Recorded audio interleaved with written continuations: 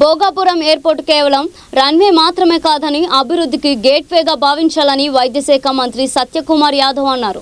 విశాఖపట్నంలో జరిగిన పిఐబి వార్తా ల్యాబ్ కార్యక్రమంలో పాల్గొన్న ఆయన దిగుమతి చేసుకునే స్థాయి నుంచి ఎగుమతి చేసే స్థాయికి భారత్ ఎదిగిందని తెలిపారు. భోగాపురం వల్ల పర్యాటక అభివృద్ధి పెరిగి ఉపాధి అవకాశాలు వస్తాయని, అరకు టూరిజం మరింత అభివృద్ధి చెందుతుందని అన్నారు. లాజిస్టిక్ డెవలప్మెంట్ పెట్టుబడులు పెరుగుతాయని వివరించారు.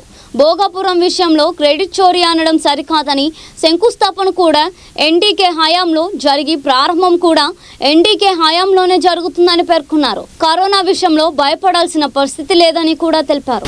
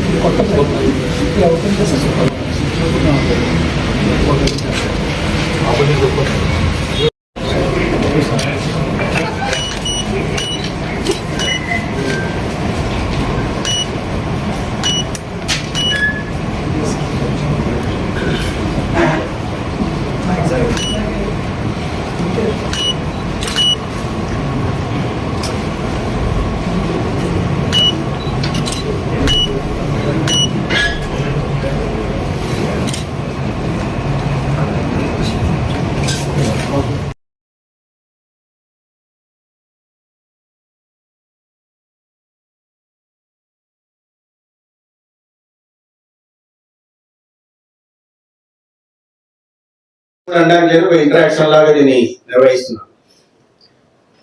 నేను ఖచ్చితంగా చెప్పగలను, 12 సంవత్సరాల్లో దేశ ఆర్థిక వ్యవస్థకి బలమైన పునాదులు ఈ దేశంలో పడ్డాయి. ఆర్థిక వ్యవస్థను కూడా ఒక బలీయమైన శక్తిగా గత 12 సంవత్సరాలు తీర్చిదిద్దడం, తీసుకొచ్చిన అనేక రకాలైన సంక్షేమ పథకాలు ప్రజల్లో గణనీయమైన మార్పు తీసుకొచ్చాయి. అభివృద్ధి కార్యక్రమాలు సంపద సృష్టించి ఇవాళ ఎక్కడో 11వ స్థానంలో పునారెళ్ళిపోతున్న మన ఆర్థిక వ్యవస్థ కొన్ని సంవత్సరాల్లోనే ప్రపంచంలో పెద్ద ఆర్థిక వ్యవస్థగా రూపాంతరం చెంది రాబోయే రోజుల్లో 3వ స్థానానికి, మనం స్వాతంత్రం వచ్చి 100 సంవత్సరాలు పూర్తయిన సందర్భంగా 1వ స్థానానికి వెళ్లే దిశగా కూడా మనం ప్రయాణం చేస్తాం. ఇవన్నీ ఒక రోజులో జరగలేదు, ఒక కార్యక్రమం వల్ల జరగలేదు. ఒక్కొక్క వ్యక్తికి ఉపయోగపడేలాగా, ఒక్కొక్క వర్గం అభివృద్ధి చెందేలాగా అనేక రకాలైన సంక్షేమ పథకాలని, అభివృద్ధి కార్యక్రమాలని 12 సంవత్సరాల కాలంలో తీసుకోవడం జరిగింది. దాని కారణంగానే ఇవాళ మనం చూస్తున్న ఈ ట్రాన్స్ఫర్మేషన్, ఈ మార్పు మనకు కనిపిస్తాం. ప్రధానంగా మౌలిక సదుపాయాల కల్పన మీద దృష్టి, పేదరిక నిర్మూలన మీద దృష్టి, దౌత్యపరంగా అనేక దేశాలతో వాణిజ్యపరమైన సంబంధాలు కానీ, దానికి సంబంధించిన అగ్రిమెంట్లు చేసుకోవడం కానీ, అదేవిధంగా రక్షణ పరంగా కూడా మనం బలమైన శక్తిగా మారుతూ, ఓవైపు అంతర్గత రక్షణ కాపాడుకుంటే, ఇంటర్నల్ సెక్యూరిటీని కాపాడుకుంటూనే ప్రపంచవ్యాప్తంగా కూడా రక్షణ పరంగా కూడా మనం బలమైన శక్తిగా ఎదిగాం. ఇది నేను చెప్తున్న మాట కాదు, ప్రపంచమంతా చెప్తున్న మాట. ప్రధానంగా ఎప్పుడు పేదరిక దేశంగానే పరిగణించబడుతున్న మన దేశంలో పేదరిక నిర్మూలన కోసం తీసుకొచ్చిన 12 సంవత్సరాలు తీసుకొచ్చిన అనేక రకాలైన కార్యక్రమాలు, ప్రధానంగా ఉచితంగా రేషన్ 80 కోట్ల మందికి అందించడం కానీ, లేదా 4 కోట్లకు పైగా ప్రధానమంత్రి ఆవాస్ యోజన ద్వారా పేదల నివాసం ఉండడానికి, గౌరవప్రదమైన జీవితం గడపడానికి ఇళ్ల నిర్మాణం చేయడం కానీ,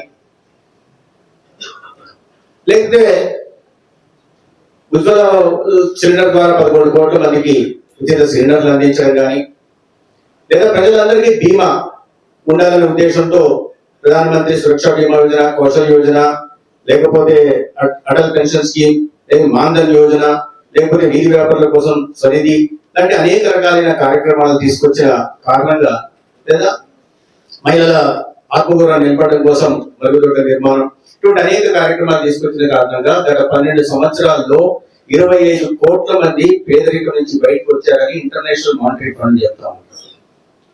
ఈ 12 సంవత్సరాల్లో ఇంతమంది బయటకు వచ్చారు.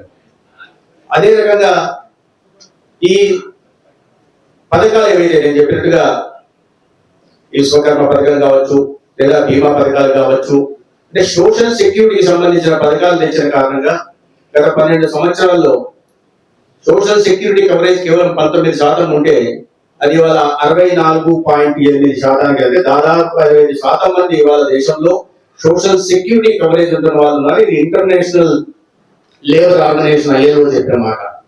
ఈ 12 సంవత్సరాలు వచ్చిన మార్పు ఈ రకంగా.